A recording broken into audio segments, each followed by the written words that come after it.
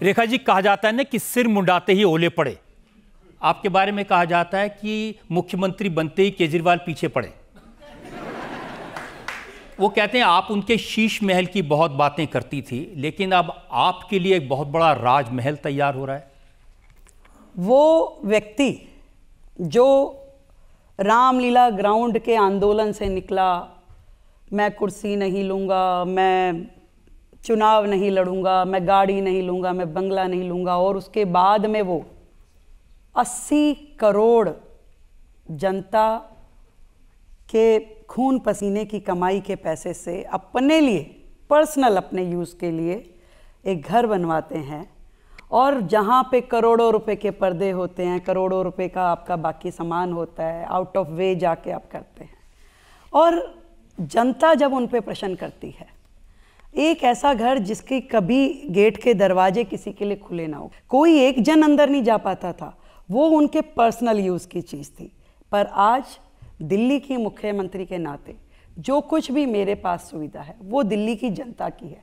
आज यदि मुझे 4 महीने मुख्यमंत्री बने हुए हैं तो मैं अपने घर से, मेरे पास यदि जगह नहीं है तो मैं अपनी गली में टेबल चेयर लगा के बैठती हूँ, और हजारों लोग रोजाना वहीं से मैं उनकी जन सुनवाई करती हूँ। तो आज तक मुझे सरकार की ओर से कोई सरकारी आवास नहीं मिला है, पर यदि आज जो आवास मुझे दिया जा रहा है वो भी आज तक के इतिहास में शायद ही किसी मुख्यमंत्री ने लिया हो, कि एक जगह जहाँ पे एलजी के 4th ग्रेड का एम्प्लॉई बैठता हो पूरी की पूरी दिल्ली में, क्योंकि मुख्यमंत्री आवास के नाम पे कुछ था नहीं। मेरे लिए बड़ा आसान था कि वो मुख्यमंत्री आवास था, मैं जाती और वहाँ रहती, परंतु मैंने मना किया कि नहीं, इस शीश महल में मैं जाके नहीं रहूँगी, मुझे सरकार कोई आवास, क्योंकि जनता जो हजारों लोग आपसे मिलने आते हैं उनको अटेंड करने के लिए देंगी तो मैं वहाँ रहूँगी, अदरवाइज़ मैं नहीं रहूँगी। तो आज एक घर जिसमें रोज़ाना आपकी पब्लिक डीलिंग हो सकती है, सुबह सवेरे जब लोग आते हैं,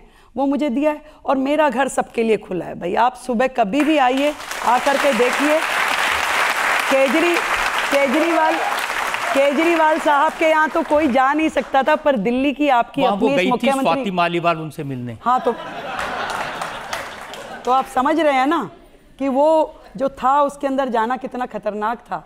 पर मैं सभी, मेरे पास तो ना केवल दिल्ली के बल्कि दिल्ली एनसीआर से भी जब लोग आते हैं तो हमारा घर, हमारा ऑफिस, जहाँ पे कभी पिछली सरकारों के दौरान कोई जा नहीं सकता था, उन सब के लिए खुला है। मुख्यमंत्री आपकी है, मेरा समय आपका है, और मेरा घर भी आप ही का है।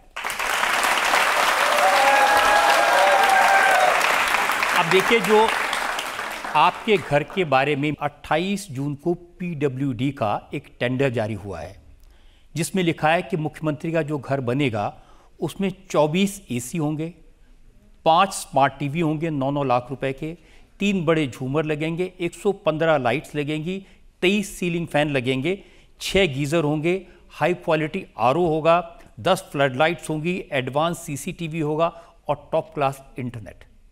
सर, मैं कल ही अपने ऑफिस को शुरू कर रही हूँ, मैं आपको निमंत्रण देती हूँ, आप जरूर आइएगा, और ये सारी चीज़ें जो माननीय आम आदमी पार्टी के नेतागण कहते हैं उनको जरूर चेक कीजिएगा।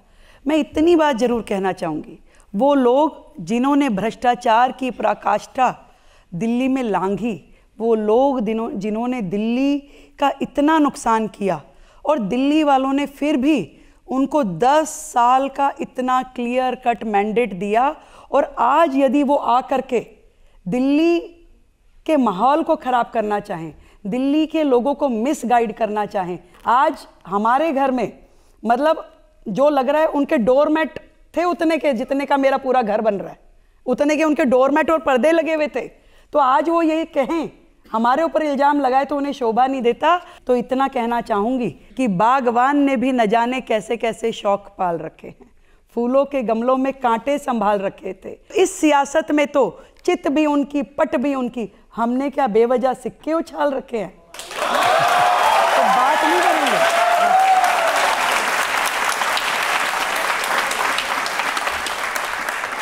बिल्कुल ट्रांसपेरेंट है मेरा जीवन, कोई भी सुबह से लेकर शाम तक कहीं मुझे खोज सकते हैं। मैं कोई उनके जैसे खुफिया मीटिंग्स नहीं करती। मेरे पास में 100 मोबाइल्स का वो बेड़ा नहीं है कि आज पकड़े गए तो ये तोड़ वो तोड़। एक नंबर है सर, एक घर है, जनता कहेगी वहाँ रहूँगी, नहीं तो कहीं भी दिलों में रह लूँगी। आज भी सड़कों पे रहती।